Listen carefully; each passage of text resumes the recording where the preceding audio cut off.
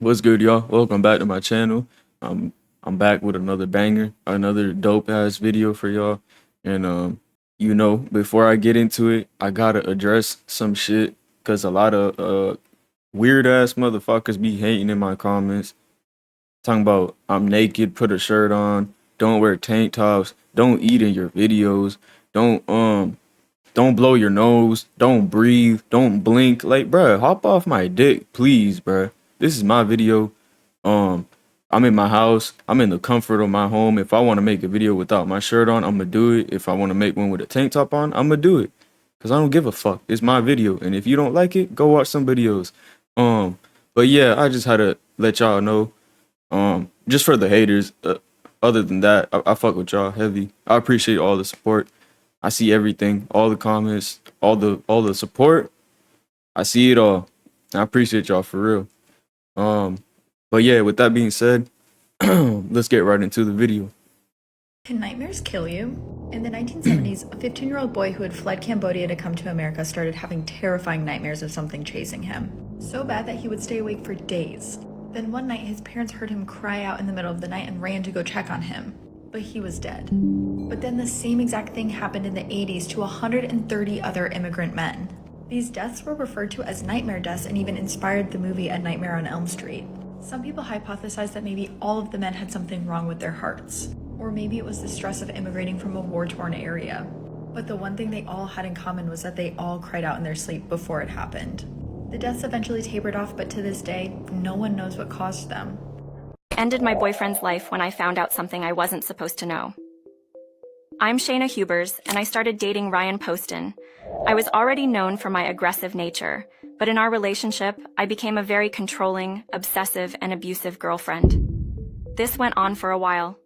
Ryan tried to end the relationship several times, but I refused. Until one day he got tired and broke off the relationship for good. I couldn't accept that. I lost my mind and didn't leave his house. The next morning before I left, I logged into his Facebook and found out something that made me go insane. He had arranged a date with another woman. I couldn't let that happen. If he wasn't mine, he wasn't going to be anybody's. So I confronted him and shot him 6 times in the face, ending his life. Afterwards, I called the police and told them that I had killed him in self-defense, but they found no evidence that this was so. I didn't regret what I had done. I even danced and sang during the interrogations. They found evidence against me and sentenced me to life imprisonment. This is the Russian survival experiment. During the Cold War, Russian operatives wanted to see if their citizens could survive a nuclear fallout, but the one thing they couldn't account for was how radiation was going to affect local wildlife population. So in secret, they were testing radiation on animals and breeding these wild, hyper-violent creatures. Then they recruit a group of 12 adults and keep them in a bunker for 5 days, lying to them and saying that a bomb went off and all of their friends and family didn't make it. And then on day 5, they released them back into the woods along with all of the animals that they had been manipulating. This is actually one of the only photos ever collected from the trial, and it's believed that this is actually one of the animals they were working on in secret. The only thing we know is that one of these subjects was killed by one of these creatures almost immediately, which caused the other 11 to scatter in the woods and try and survive for the next few weeks. 11 skeletal remains were eventually found, all of them torn apart, and many of them missing their left hand. But a 12th skeleton was never found, leading many to believe that someone is still out there who knows exactly what went on. I'm the first woman in the world to have had a child with a corpse. My name is Jennifer Burrows, and at the age of 26, I was arrested because DNA tests proved that my baby was the result of an affair with a man whose autopsy I had to perform.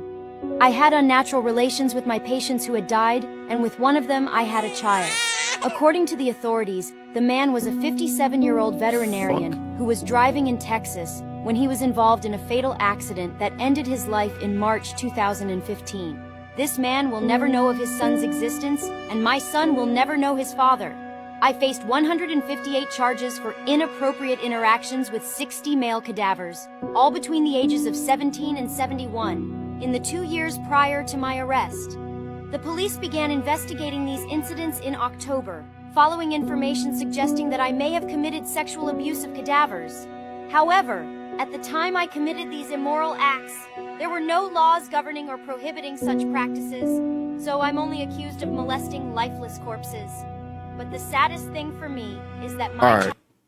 Am I the only one who's noticing that the voice is getting higher, like higher pitched? That's weird. Also, this AI shit is weird. I don't know. Am I the only one? Child will never know his father. I have just heard about what happened in Bosnia on Friday, the 11th of August, so just last week, and it's absolutely shocking. This is Nerman, and he killed his ex-wife while live streaming the whole thing on Instagram, and apparently over 12,000 people watched the live stream. What? Nerman Sulemanovic has had previous encounters with the law, including assaulting a police officer and drugs trafficking. On Friday, Nerman began a live stream on Instagram with over 12,000 people watching. He said that they were about to see something that's never been seen live before, a murder. He then panned the camera around to his ex-wife, whose face was covered in blood with facial injuries. Shockingly, you could also hear their daughter crying in the background. He then shot her in the head and then panned the camera down to the floor where his child was laying in a pool of blood and said, "Someone come and save the child," before he left the house. He then went on a shooting spree, killing 2 other people, a father and son, and injuring 2 others, including a police officer. He then shot and killed himself. What's really shocked me about this story is that there were apparently people on his live stream posting supportive comments towards him, and the police have said that they could face charges. This is what really happens after a What the nuclear fuck? bomb explodes. Up first, the first 1/1,000,000th of a second after a nuclear explosion, the heat is already so hot that a ball of plasma forms and reduces everything inside of it to subatomic particles. All this extreme heat then expands outward at the speed of light, completely scorching and evaporating anything and anybody that is unlucky enough to be within view. And all the people within 1.5 miles of the blast will receive 3rd-degree burns, and these burns are so extreme and bad that you don't even feel them. The shockwave is a sphere of high-pressure air that expands outwards faster than the speed of sound, which is just insane. And when it hits the ground, it reflects back up to recombine with itself, forming what's called a max stem, shaving the city down to absolutely nothing. The shockwave will then leave behind a pressure vacuum, which sucks all the air back in with hurricane-force winds. The rushing air then feeds the flames and will then start causing fire tornadoes, which will grow to hundreds of feet tall, which is literally hell on earth. This absolutely disturbing reality is called a firestorm, and is exactly what happened to the city of Hiroshima during World War II. Hiroshima? So we all better Oh hope my a nuclear God. bomb never gets dropped again, because if it does, it will literally be hell on earth. You should never eat Why did you say it like that, bruh? Hiroshima? I never heard somebody say it like that. the Chick-fil-A or Popeye's chicken sandwich That just again. pissed me off. Okay, so we all had the Popeyes and Chick-fil-A chicken sandwich in our lives. But have you ever wondered what goes into these sandwiches? Well, the video I'm about to show you shows the disturbing truth of what they actually put in these sandwiches to make everybody keep coming back for them. Just watch this and let me know what you think. The Popeyes chicken sandwich. Come to find out, they have over 40 ingredients in the Popeyes chicken sandwich. 32 of them were man-made chemicals. And I said, well, let's see what Chick-fil-A has. Over 50 chemicals in the chicken sandwich. Over 40 of them were man-made chemicals. Proof.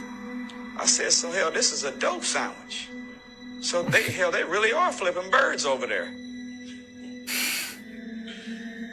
Because there's no way in the world to justify. So whenever I seen that, I said it in a message, and someone took the clip of it and then went on the website of Chick-fil-A, had it broke down where they were clicking on it, showing all of the ingredients and these chemicals that were in it. Do you know the next day Chick-fil-A took that down off their website? So now you can't find the ingredients to the Chick-fil-A sandwich or the Popeyes chicken sandwich, because they Wow. don't want you to know that they're drugging you, that they're doping you, that they have you wanting the food not for nutritional value, but because you become addicted by the MSG and the That, boom, bingo. Yep. MSG is crazy, man. MSG is really addictive too. That's what they put in the food. Really, all these restaurants do. That's why when you eat it, you always want more of it, bro. Like you always want more. That's the addictive part of it. The other chemicals that they've inserted in that also are immune. Abby Fisher was brutally murdered just 6 months after becoming a new mother after 3 rounds of IVF. Her murderer was her own husband and the father to her baby. Abby, a primary school teacher with a passion for science, was reported missing from her house in Castleford, West Yorkshire, on the 9th of July 2022 by her husband, Matthew Fisher. He then posted on Facebook saying, "Has anyone seen Abby? If you have, can you let me know or tell her to give me a ring?" He told police that Abby had been upset the night before at the prospect of returning to work, and that he'd woken up the next day to find her gone. In actual fact, he'd murdered Abby the night before and then left their daughter at home while he drove 12 miles to dump her body. Abby's partially clothed body was found the next day in a lay-by and she was covered with bushes. She had soft tissue injuries to her head, chest and abdomen, and she'd been strangled to death. Gaffer tape found near her body had Matthew's fingerprints all over it. Police, of course, checked CCTV and they saw Matthew's car leaving Castleford around 4 a.m. and crossing over into South Yorkshire. It was then seen arriving back around 9:30 a.m., 50 minutes before he reported her missing, and his phone signal put him in the exact spot where Abby was found between 8:20 a.m. and 8:56 a.m. Matthew had sat with Abby's heartbroken parents while they hoped and prayed that she'd be found safe. He comforted them, knowing that she was already dead. Heartbreakingly, it was discovered that in the days leading up to her death, Abby had searched for things like, "Why does my husband hate me?" and "Is marriage counselling available on the NHS?" Eventually, Matthew did confess to killing Abby, saying that they'd had an argument and he'd beaten and strangled her to death after she threatened to move back in with her parents. On November 10th, 2022, he was sentenced to life in prison with a minimum of 15 years. This is the worst cartel execution video that nobody talks about explained. The video that I'm about— Hold up. I can't. I know y'all probably hate me for it. I just can't get over that. With a minimum of 15 years. I know 15 years is still a lot, but it's really not for somebody who murdered somebody and then threw him in a ditch while leaving their baby at home and then sitting by the parents acting like nothing happened, like it's gonna be okay. I feel like that's crazy if he gets out in 15. About to explain might be one of the hardest watches and I don't recommend searching for it. The video is about 2.5 minutes long and it's shot in the middle of the night. You see a naked man lying on the ground with his hands tied behind his back and he also has a chain around his neck. The victim is surrounded by 2 cartel members and the torture and the execution begins immediately. One of the cartel members is holding the victim's right leg to keep him still, and the other cartel member who is holding the knife takes the victim's left leg and begins cutting it at the knee. The victim screams in unimaginable pain and in a matter of seconds the victim's left leg at the knee is dismembered. And it's obvious the man doing the dismemberment has done this before. He then takes the severed leg and begins beating the victim with it. He hits him over and over again with his own leg until he moves on to the right leg, where he does the same exact process. He then cuts off the victim's right leg at the knee and begins beating him with it. And the victim during this whole process is completely conscious and aware of everything. The cartel members then take a moment to pose with the victim's severed limbs, and they then rest them on his torso. The cartel members then turn the victim over so he's lying on his stomach, and they then begin to dismember his arms.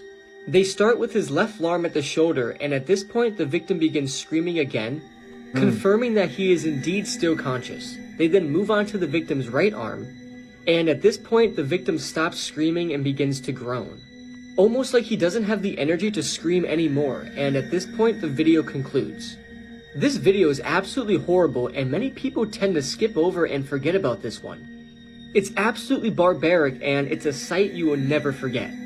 Whatever you do, please stay curious and never go searching for this video because it will most likely mess you up. I will never get over the fact that stuff like this happens every single day on this planet. When this girl vanished from school, it would take 9 years and another disappearance before the truth came out. Cara Kyler from Missouri was 17 when she vanished. It was the 4th of May 2007 and classmates had reportedly seen Cara leave school early. Now a month prior to this, Cara had been struggling. She'd separated from her abusive boyfriend, 18-year-old Kyler Used. The pair had had a volatile relationship, and a week prior to her disappearance, Cara actually filed a restraining order against him. This was in relation to a very disturbing incident when he had kidnapped her and refused to let her leave his car. Obviously, the investigators were very suspicious of her ex-boyfriend, but they just didn't have any concrete evidence to arrest him or charge him with a crime. It would be 9 years before there was any kind of update. In this time, Kyler had spent some time in prison for various charges. Why does he look wet, bruh? He looks like he just got out the shower. Surprisingly, including DV. He was also imprisoned for, and trigger warning here for animals, animal abuse. Now, as you may know, one strong predictor for somebody going on to become a serial killer is abusing animals in the first instance. Frustratingly, he was let out of prison though and went to a party on the 8th of September 2016. Guests at the party saw him leave with Jessica Runyons. When 21-year-old Jessica didn't return home, alarm bells started ringing. Now, the concerns were exacerbated at 2 a.m. the next morning when Jessica's car was disturbingly found burning by the side of the road. Jesus. Now, Kyler was arrested again, but frustratingly, despite suspicions, there was no evidence to charge him for a crime. He was now highly suspected in the area for the disappearance of the 2 young girls. The following year, in April 2017, a mushroom hunter made a grim discovery. A body was found in Cass County, Missouri. Then another body nearby. Both girls had been discovered, but it would be a little while until they were officially identified. Strangely, Kyler tried to blame his deceased half-brother for the killings. His half-brother, Jessup Carter, had spent some time in jail and taken his own life back in 2018 prior to Kyler's trial. Despite him obviously trying to pin it on his family member, Kyler was found guilty of the killings of both girls. He was given life in prison plus 15 years. The Titanic is haunted, and let me tell you why. So obviously you probably know the story of the Titanic. On April 15th, 1912, this massive ship sunk, and over 1,500 people died. But something interesting is that the Titanic ended up sinking so deep that the full ship has never been recovered. But over the years, a number of artifacts have been recovered from the old wreck and have been brought to the surface to be put in museums across the US and the world. And a number of employees from the Titanic museums that operate in the US have ghost stories. Yes, this is a museum in Pigeon Forge, Tennessee that has a number of artifacts from the Titanic, and they've even Nah, that's crazy. I've been there before. I was looking at it. I knew it looked familiar. If y'all haven't been there, take you a trip. Go look at it. It's pretty dope. Created some of the areas from the ship inside of the museum, like this, the Grand Staircase. A lot of these museums have ghost stories that come from them. Employees that see figures, they hear voices, and they think that the spirits of the passengers who died aboard the Titanic are attached to their personal belongings and objects that were retrieved from the bottom of the ocean.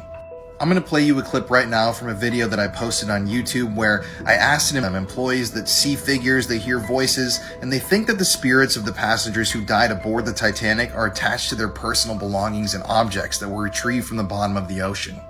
I'm going to play you a clip right now from a video that I posted on YouTube where I asked an employee of one of these museums if they've ever had any paranormal encounters in the building, and what she told me was shocking. Here you go. I have a question for you that I'm supposed to ask you. You have had a paranormal experience here? Like what? Really? You've actually seen... Can you tell me more about it? Because I'm super into paranormal stuff. Well, there is a very tall demonic-looking man interactive. There was a headless second-class passenger who saw me twice. In this room and in the back, there was a lady's voice who came over and said, "We're here," on the stairs when I was by myself inside. Somebody grabbed me on the bridge, and I saw a shack on the promenade. Damn. There's a little purple place I see in the children's gallery. A lot of us, not just me. Damn. And she also likes watching the movie in the movie gallery. Children's laughter scenes. There's also been a little boy in suspenders and white button-down who just likes looking at faces downstairs. Really? So you think that comes from the artifacts? I don't know where it was from. Nothing's really scary here except for that really tall guy in the back. That I don't is how a random discovery of an animal bone solved a murder case. Zoe Campos was just 18 years old when she vanished. It was the 17th of November 2013 in Lubbock, Texas. On the night in question, Zoe had gone out for some food with her sister Savannah. The pair ate and then went back to Zoe's flat and watched a film. Zoe then told her sister she would be spending a little bit of time with a friend called Carlos and then picking up her mum from work.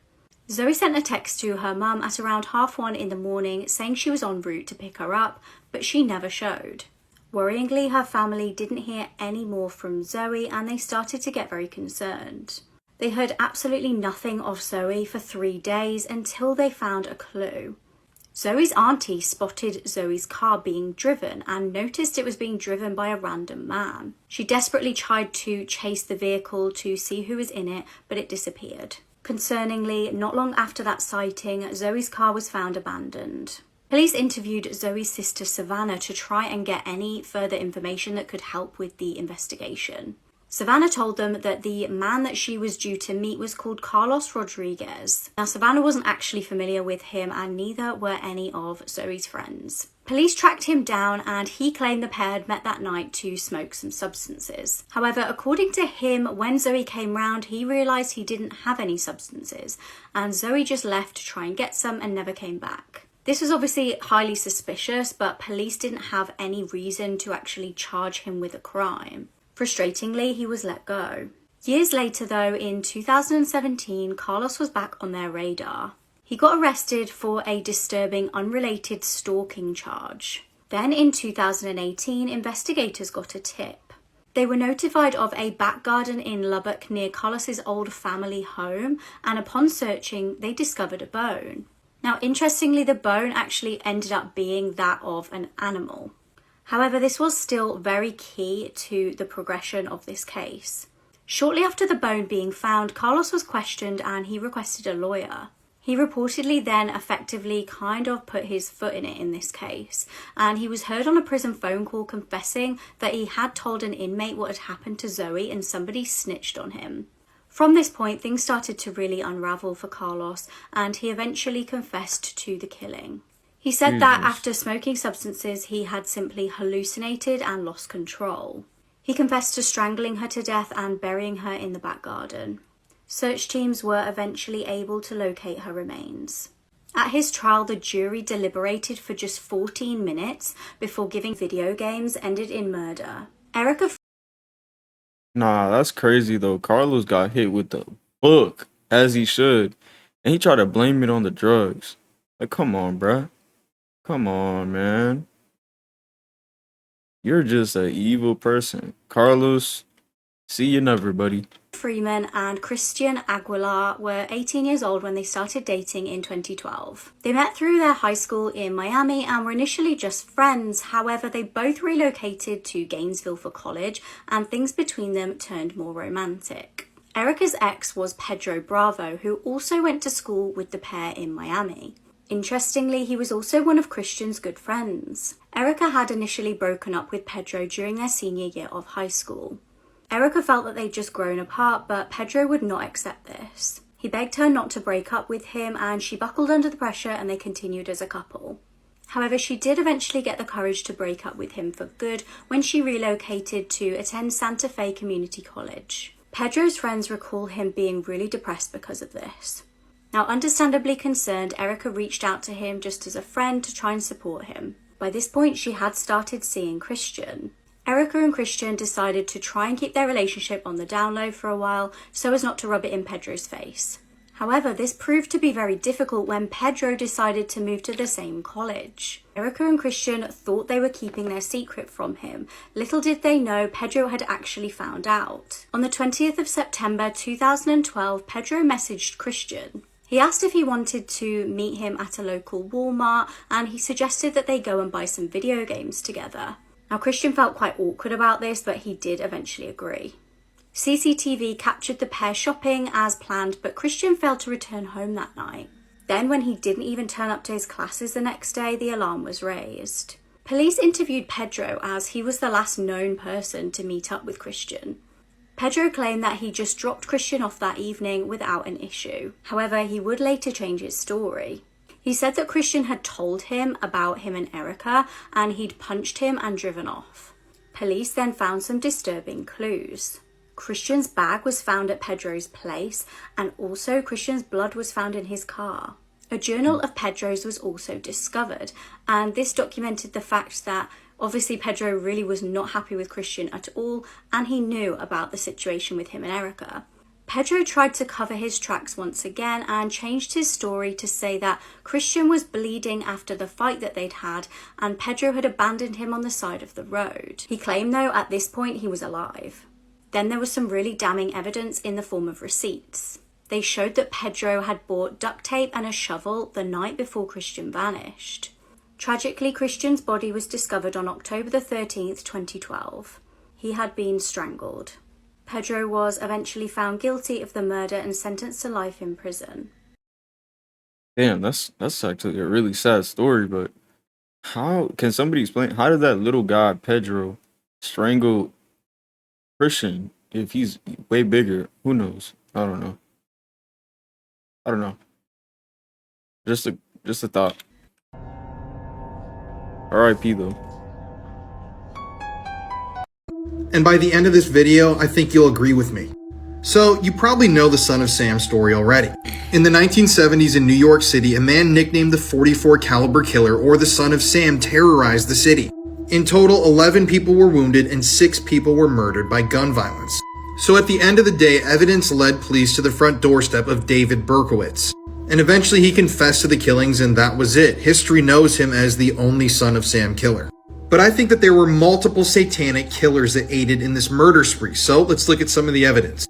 So first of all, this is one of the letters that the Son of Sam sent the newspaper in New York. In it, he says, "These are some names to help you: the Wicked King Wicker, the Duke of Death, the 22 Disciples of Hell, and John Wheaties." Now, obviously this also says Sam's creation, so let's dig into this a little bit. So this is Sam Carr. He lived really close to where Burkes lived, and David Burkes claimed that it was Sam's dog that instructed him to murder people. In some of the letters, David Burkes claims that Sam keeps him chained in the attic and says a lot of stuff about Sam himself. Now, what's interesting is that Sam Carr was actually known by people who lived in the area and police officers to be a very abusive man. He was known to have abused his sons. And now let's talk right here about John Wheaties. This is John, who people presume Son of Sam was talking about in that letter. John Wheat Carr. John Carr was Sam Carr's son. He lived in the same house, and he was allegedly a part of the satanic cult that David Burkes also belonged to. Now, one thing people always point out about the Son of Sam killings is that a lot of the sketches of the shooters just don't match up to David Burkes. But a lot of people point out that some of them eerily resemble John Carr himself. There's also Michael Carr, John's brother, who allegedly was also in the same satanic cult, and he bears an eerie resemblance to some of these sketches too. Now, there are a lot of strange details about John Carr's life and his possible involvement with this murder spree, but one of the strangest things I think about this entire case is how John Carr died right after Son of Sam, David Burkes, was arrested. So John Carr served in the Air Force in North Dakota, and right before David Burkes was arrested and found out to be the Son of Sam killer, he moved back to North Dakota. Now, what's interesting is that friends of John Carr who lived in North Dakota claimed later on that John had mentioned David Burkes' name a number of times before he was arrested.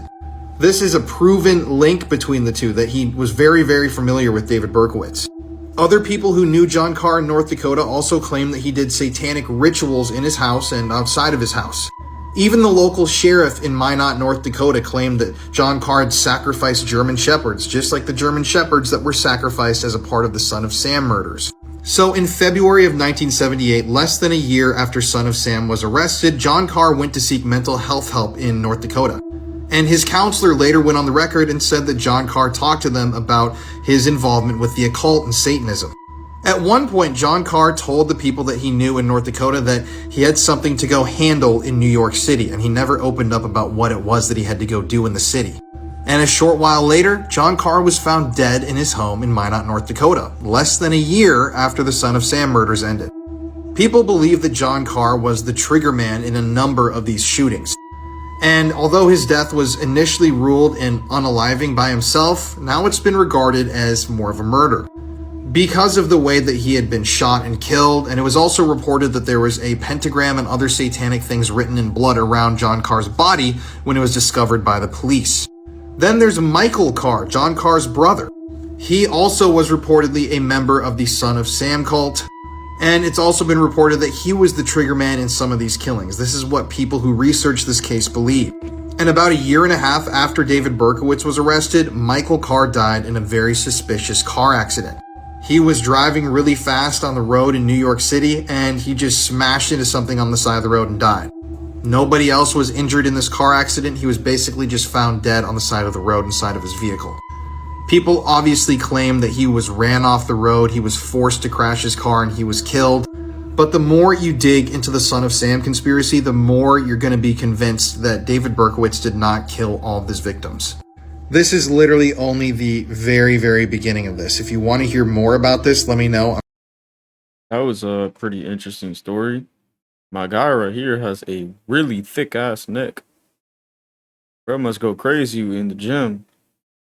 Yeah, I need to make him my coach. 2015, 18-year-old Tiffany Wait, and shit. her parents attended a graduation party in New Jersey. At around 9 p.m, one of Tiffany's friends spoke to her parents and claimed that they were really annoyed because Tiffany had used their debit card without permission. Tiffany initially denied this to her friend, but then did admit this to her mum Diane a little bit later. At this point, they were all outside Tiffany's house, and Diane went inside to find her husband. When she returned outside of the house, Tiffany had vanished. Now, they were able to see Tiffany on the deer cameras that they had outside the house. She appears to be walking down the driveway in her normal clothing and white headband.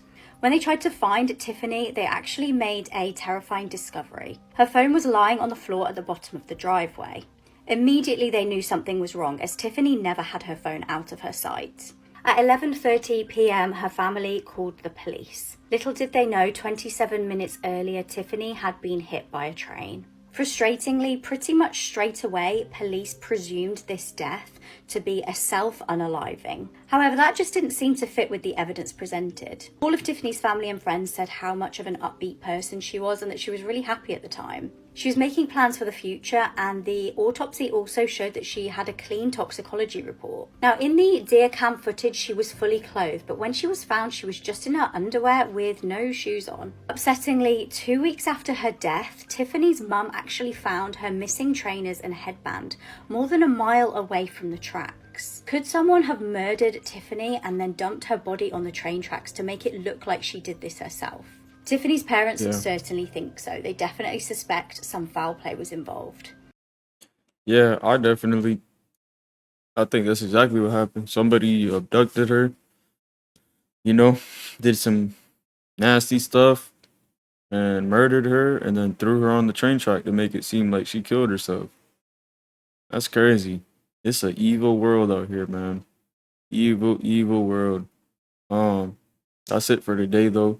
I hope y'all enjoyed. I hope y'all have a good weekend, and tune into the next one if you can, if you want to. And yeah, peace.